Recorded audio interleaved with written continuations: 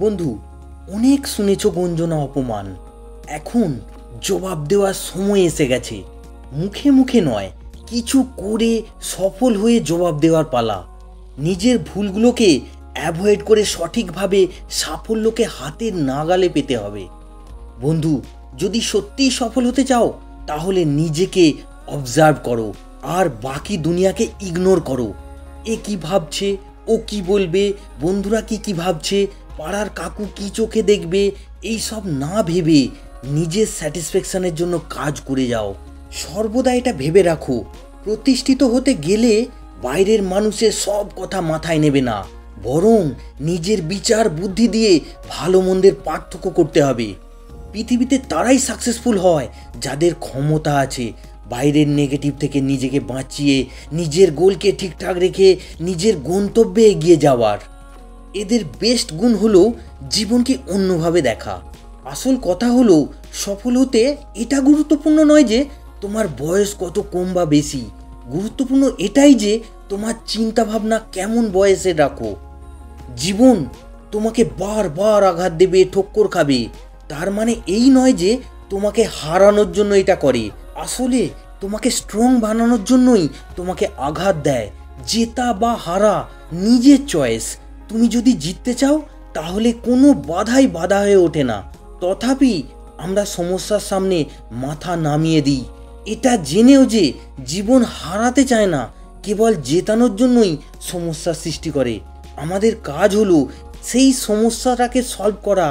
রাতের পরে যেমন দিন আসে, সমস্যার পর ঠিকই সমস্যাবিহীন নির্ঝঞ্ঝাট জীবন তুমি লাভ করবে। যদি তুমি কোনো জিনিসের জন্য মন থেকে পরিশ্রম করে যাও, হতে পারে তুমি সেটা পেলে না, কিন্তু যদি পড়ে যাওয়ার পরেও আবার উঠে সেই জিনিসের জন্য বারবার পরিশ্রম করো, মন থেকে পরিশ্রম করো, বারবার চেষ্টা করে যাও, সফল না হওয়া পর্যন্ত পরিশ্রম করে যাও, এটা সম্ভব নয়, সফলতা তোমার হাতে লাগবে না। অসফলতা জীবনকে আরো নতুন করে বুঝতে শেখায়, নিজেকে গড়ে তুলতে সাহায্য করে। কেবল সোফায় শুয়ে ভাগ্যের সাহায্যে সফল হওয়ার চিন্তা ভাবনা করে গেলেই সফল হবে না। তাই তো বলে বেস্ট সেই হয় যার মন ভেঙে গেছে, যার স্বপ্ন বারবার ভেঙে চূর্ণ বিচূর্ণ হয়ে গেছে, নিজের আপন জনেরাও দূরে সরে গেছে, তারপরেও সে বলে আমি এগিয়ে যাব, শত বাধাতেও হার মানব না।